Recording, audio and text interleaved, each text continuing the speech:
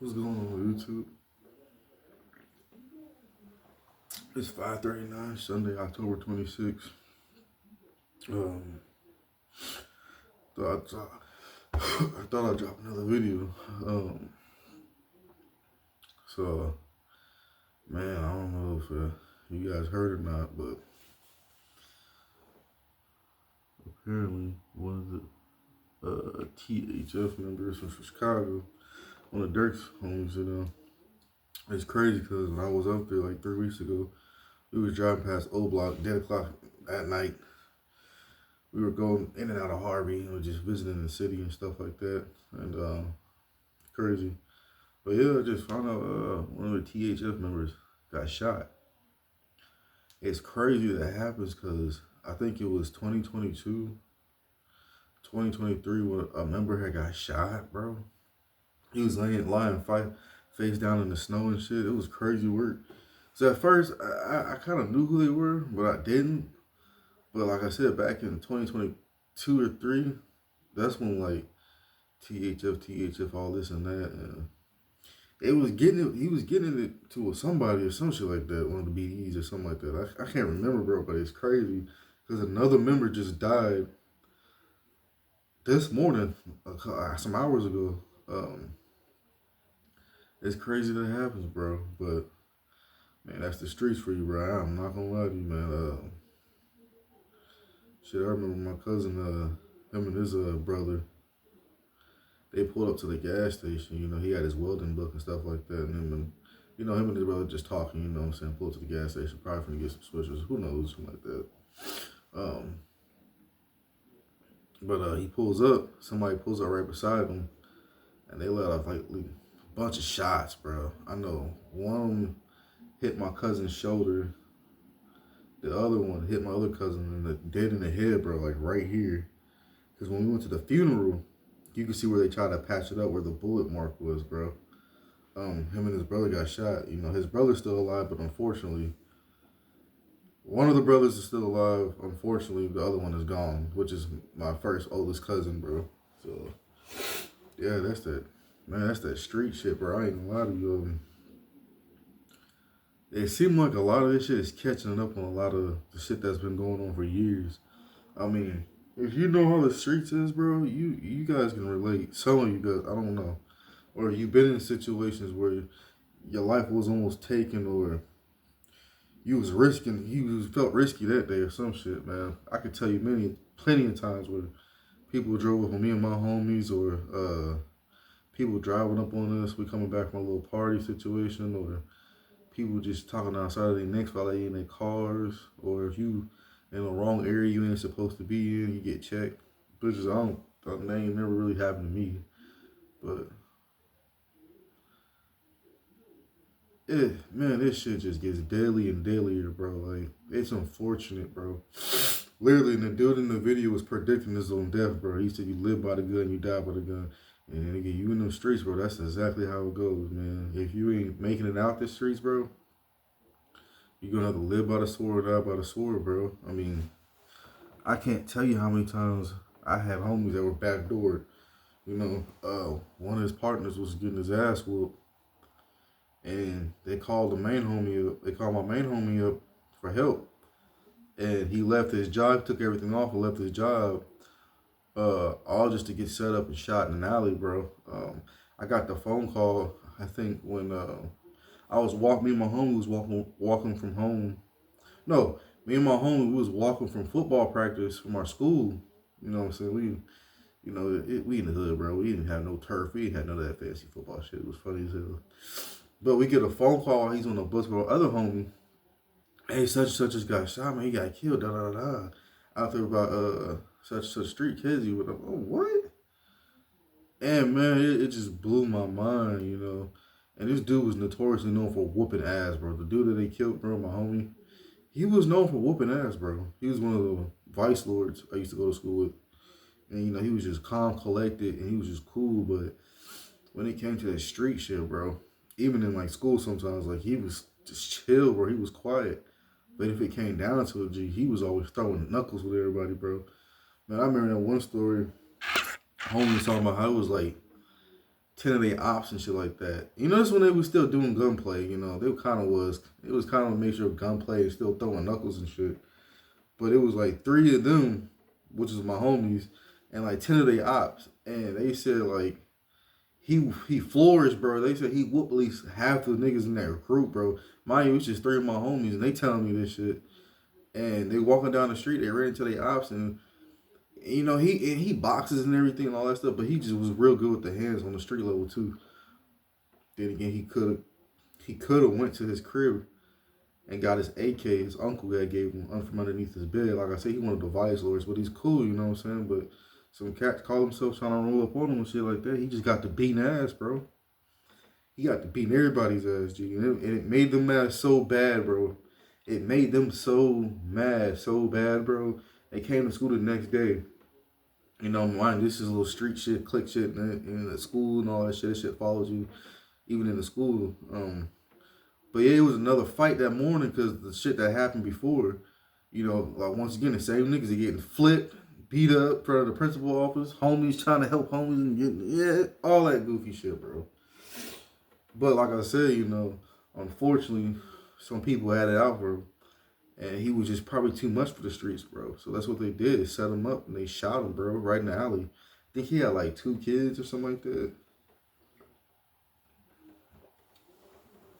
It's sad, bro. That's why I really never got into gang banging, you know what I'm saying? Like, my father was a black peace stone. My uncle was a black peace stone. I think they are still to this day. I got a bunch of black peace stones and vice lord families. I think some of them even Latin Kings, I think my dad was telling me. You know, God rest his soul, you know. He didn't get shot or killed, he just died of natural causes. He was a big drinker and shit, and his body stressed out from working on cars so long, and just so much bullshit he's putting in and out his body, you know. And then he was really trying to change his life, but he ended up getting sick and having a heart attack and all that crazy shit, you know. But yeah, as far as I remember, that's why I never got into gangbang, even though I know where my family comes from, even though I know my family lineage, even though I know what sets they are, what gangs they are. Because it's the power of knowing everybody without instigating and trying to start beefs and shit, but really trying to understand this side and that side. Because I've had asked like a lot of my homies, like, man, you never think about that shit, bro? You pull out a pistol on your own brother, bro? Like, y'all in different gangs, but like, y'all really out here. And then, you know what's so crazy about this shit, bro? A lot of these niggas that's been dying from Chicago that I grew up in, a lot of these niggas is cousins, bro, and they related. That's the craziest shit about all this shit, though. Like, that's the craziest thing about all this violence and shit, you know what I'm saying? God rest THF, so, you know, it's unfortunate what happened because he was a father at the end of the day, but he was a street soldier by night, you know what I'm saying? 24/7, really, you know. But, and it's crazy because even when I was in high school, and after high school, I was still finding out a lot of these dudes that's been losing their lives from my experience. They go back to 2012 for me, you know. That's finally when I moved back to Chicago. But in 2012, bro, everybody was dropping like flies. You thought before people were dropping like flies when that was like that murder rate was at an all-time high, bro. Like, and then like I'm hearing stories like how like these mothers are damn near aunties and related to each other, and they all damn near went to school with each other, and the homies, big fathers and all that shit, the well-known artists, local artists, they all went to school with each other or a separate school, you know what I'm saying? And that's so crazy, bro, because like when they knock down those Cabrini, you know, when they knock down those project buildings, it scattered a lot of family, you know what I'm saying? A lot of people in that same building was family by blood. There's a lot of them. That's crazy to think, bro. And yeah, it's just unfortunate, bro. Like a lot of these niggas out here, they related to each other. Some of them uncles to each other. Some of them like they like nephews. Some of them like brothers. They don't even realize it's their brother. They just like it's crazy work, bro. A lot of these dudes are cousins, bro. And it's just like gangbanging shit. That's why I could never get into it because like I got so many cousins in that shit from all sets. It's crazy, bro. Half of them I haven't even met yet, bro. But it's crazy, man. Buddy lost his life this morning. And it was sad and unfortunate, you know. But you had the whole Young Dolph situation. You had so much, bro. And over the years, you know what I'm saying, even with O Block, bro, it's just like they were being surveillance, bro. A lot of niggas made that block hot, bro. Like Lil Wayne said, the block is hot, bro. They were low key being surveillance for like so many years, especially after that FBG Duck situation in the Gulf Coast in Illinois, Chicago, one of the richest neighborhoods in the in the whole city, bro. Damn near. Yeah, bro. And he was backdoor, bro. He was set up by a nigga who lied, bro. Some goofy shit, you know. And when they did that shit, guess what happened, man? I don't even know if the buddy who instigated that shit's locked up, but I know like the 4 or 5 niggas that did the hit, they locked up because the main dude probably snitched and lied to him. Like, yeah, bro, like, because really, I mean, I don't know if there's any text messages, but I'm pretty sure he might have called the niggas back in the hood on the south side. Was like, hey, bro, such is whoop de whoop da da da da da da da. I'm up here at the Gulf Coast. You sending your own man's off and shit, then finding out one of the major artists is out of Chicago. I'm not gonna say his name, but if the FBI reports are saying that he might have was the one trying to kill his own homies and shit. This backdooring shit is real life, bro. You got some of these rappers making it out the block and shit, and they setting their own homies up from their hood, bro. That's crazy work, man. Like I said, these is homies. Half these dudes is probably related to each other, don't even know it. And half of them do know and just don't care, bro. You know why? Because there's pussy and money involved, and really it's money and clout. You know what I'm saying? Unfortunate stuff right now, bro. It's sad, bro. Like a lot of dudes been getting backdoored, man. That's crazy work, bro. Man, bro. And you just gotta be careful, you know.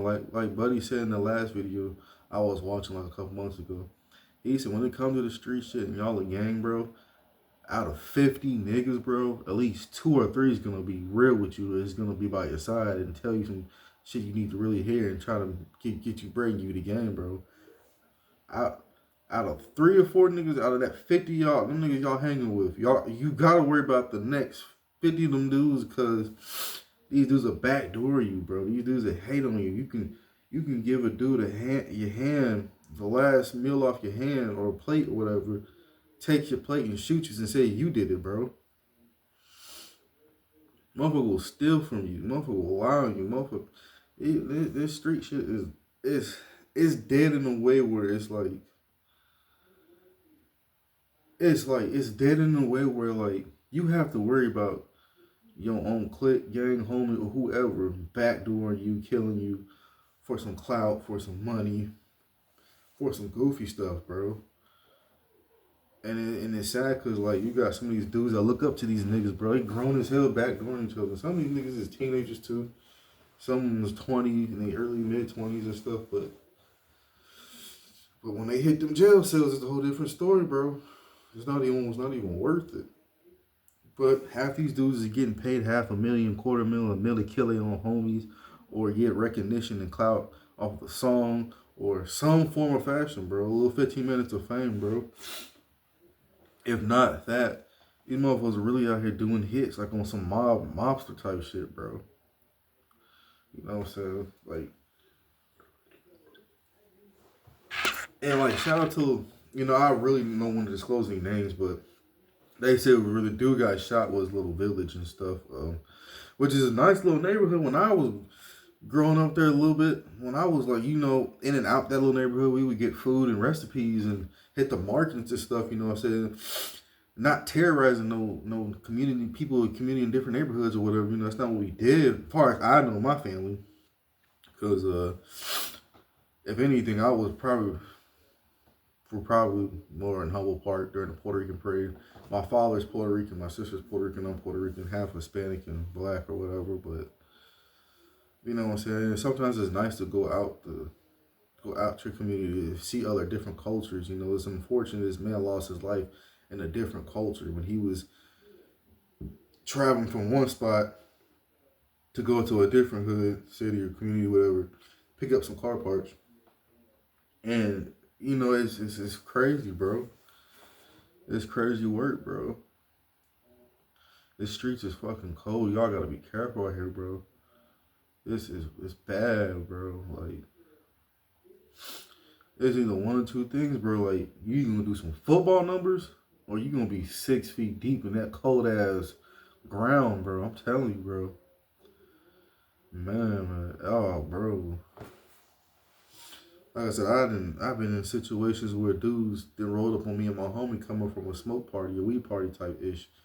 Um, all type of stuff happened, bro. You know, I didn't shit, bro. We didn't. Me and my one homie, God rest his soul. My homie, what's his name? Guillermo, man. I love that bro, man. That's my homie forever to the day I die. You feel me? Um, Me and him, you know, and we were young and dumb, bro. You know, we was into with these sets of dudes, and this girl was with them, and it was like two cars that pulled up on us, man. All we had was our brick. All we had was bricks in our fists, bro. We really was just throwing bricks and throwing hands with these people, and then they sped off. And thank God, none of them had a gun, bro. But that's, you know, it was stupid on our part. You know, we was just a bunch of kids running around doing stupid shit, getting into with different motherfuckers, bro. Um, but bro, he was kind of the one that taught me how to take the bus around the city when I was my first time coming back. When I came back to Chicago, he kind of taught me more about the routes and stuff and what to take and being careful what neighborhood you might run into and stuff like that. You know, you know, but it's just crazy, bro. Just you gotta be careful what you do in life. Cause the shit you doing, it's crazy. Cause I was watching this gang documentary. The shit this dude's been doing since the '60s, bro, all the way up to the '90s. It followed his ass in the 2000s, and he ended up getting shot. The shit he was doing in the '60s followed him up all the way up to the '90s. When he got to the 2000s, like them means the motherfuckers were still active and still wanting to retaliate on this dude with the shit he was doing in different eras. Like you had dudes from different eras trying to kill you, bro. You finally make it to the early 2000s in this era. And get shot. And thank God he made it, you know. But that shit will follow you, bro, for years, bro. Some shit you did 45 years ago, that shit will follow you like a bad record, bro. A bad record will follow you the rest of your life. My mom used to tell me, be careful what you do, because whatever you do is going to be put on that record, and that record's going to follow you for the rest of your life, bro. It's dangerous out here, bro. But you know, it's Chicago for you know. It's Chicago for you. And I love Chicago, but it's just, man, it's just hate and love, bro. I hate to see that shit. Especially my kind, bro. Like I said, I've always been Puerto Rican, but I'm black first. So it sucks to see young men like me or men that look like me lose their life to the streets and stuff, knowing they got a community of family members depending on them, bro. So it sucks, bro. Just hearing that shit. Man, bro, the streets is cold, bro. It's evil, bro. It's ain't nothing out in these streets anymore, bro. Like you got homies leaving each other at the crime scene so they can get arrested, and motherfuckers going back to the police station and writing a statement. He getting free food, a meal, a brand new car, a house, all type of shit. Like this shit here is like a gamble, bro. You don't know if you can. It's a whole bunch of shit, bro. I had one homie, man. He was in that shit pretty deep, and he was outside in the front yard with his grandmother, and these dudes just rolled by and shot his crib up, bro. Shot his grandmother, bro. Thank God she didn't die, but man, and a kid I used to go to school with. Sometimes we would clash head. We would clash head to head. You know what I'm saying? You think you finna bully somebody, but the whole time I'm bigger than you. I just respect you because I thought you was cool. You ain't bullying shit, bro. I was supposed to fight him one day. He never showed up, you know, whatever. But long story short, we all graduate. I was in Alabama. He was in Chicago at the time. Um, I know he was doing a lot of moving and shit. But when I moved back to Chicago, I get was it a phone call? Either a phone call or yeah, I get a phone call and someone told me in person, hey, you know such and such dude we used to go to school with, y'all used to get into it. You used to get into it. I'm like, yeah, yeah, bro. They shot him up. I'm like, what? He's like, yeah, bro. Mind you, he used to play football too. He's pretty fast. If he wasn't on that street thug and shit, at least a little too hard and trying to show off, he could have been something like it. And he was cold too, bro. He was cold. He was funny. He used to talk a little slick shit, but what happened was the same shit. He was standing in front of his block, I heard, or he was standing by the bus and shit. The same dude I used to get into with, man, they shot his shit up, bro. He got shot all in the thigh, shot in the ass and shit.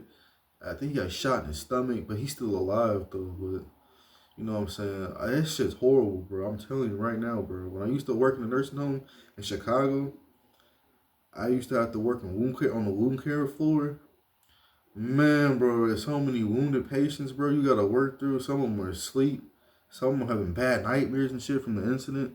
One guy, he had a bunch of bullet holes everywhere, and it was like bad, bro. Like they just changed his wounds, his bandages. They changed. You could tell they changed it. They put the trachea tube on him. Like this dude was wrapped up in bandages and a whole bunch of gauze or stuff like that. And it was so bad to the point where like you could see like I don't know if it was fresh or not, but you could tell he's been in that bed for a long time because the way his muscle was shrinking. You can see his muscles like shrinking and shit because he's been in bed so long. But you can see like the blood.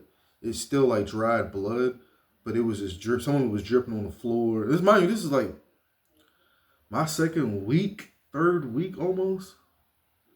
They finally put me on like the second floor, the wound care floor, and there was like blood dripping all over the floor. There's dry blood all over the bed sheets, bro. And I had to clean that shit up, bro. As a housekeeping, you know, it's fucked up seeing that shit, bro. Like, man, and the dude shaking and crying in his sleep, you know.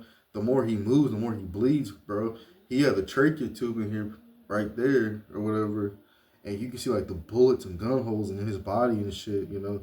So, but he was still alive though, but it's just he has to go through recovery and he might be paralyzed, but that's, you know what I'm saying, unfortunately, that's the side of the game nobody really talks about, you know what I'm saying? Like, yeah, you hear about niggas getting shot and dying, but when they don't die or something traumatic happens, this is your same homie sitting in a nursing home bed or a hospital. You know what I'm saying? And that money's piling up. Like, who's gonna be paid for that shit? You know, who's gonna be visiting? Who like? It sucks, bro. It's bad, man. Like, I think there was like a lot of people that won't care for. I think there's a lot of people who were shot because they had the trachea tube in there. You know, like I said, it's crazy because I'm seeing this shit in the street. Then when I get into the hospital world and nursing home world, you actually see these people laying in bed with blood all over them and bandages and trachea tubes. And sometimes a nurse will give you a whole backstory to some of these people, and it was from a gunshot and being in the streets and shit, bro. You know, so or sometimes it was unfortunately, and this shit sucks, bro.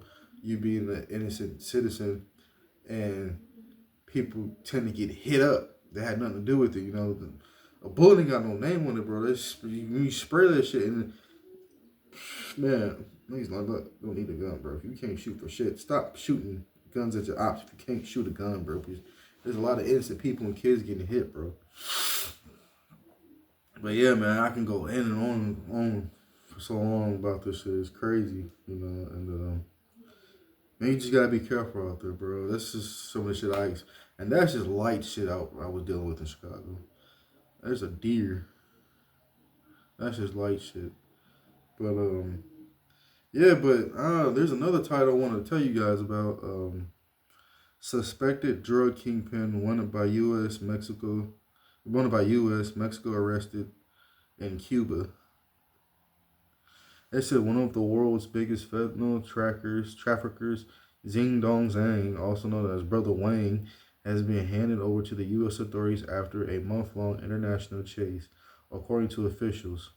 Zhang was first arrested in Mexico City in October 2024. He was accused of running a massive drug and money laundering operation connected to the Sinaloa and Jalisco Nueva Generation cartels with ties reaching into the U.S., Europe, and Asia. God damn, bro.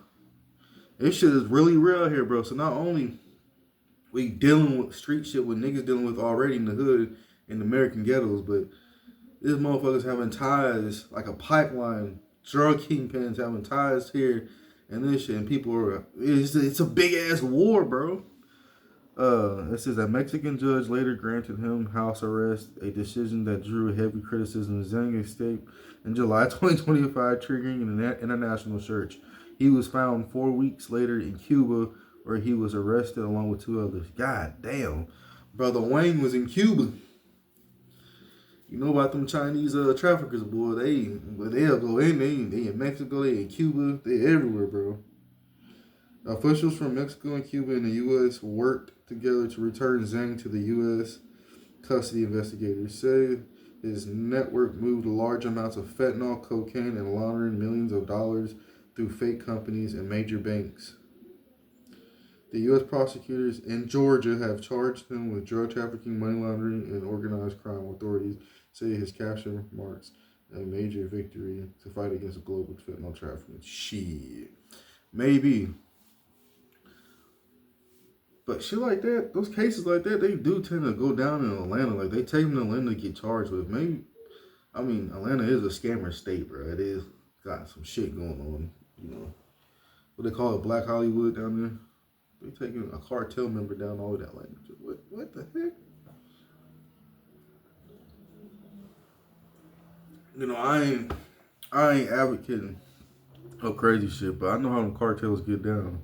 But them is either get down or lay down, bro. So yeah, but that's just what's going on out here in the world, bro. We just gotta be careful, man, and stay out the way. I mean, if you like a little drugs and get it, by all means, you know what I'm saying? But know what you get yourself into when you in these streets, bro. But hey, it's me, Don, you know what I'm saying? And deers are running and stuff. They're like whitetails. But yeah, love you guys. See you.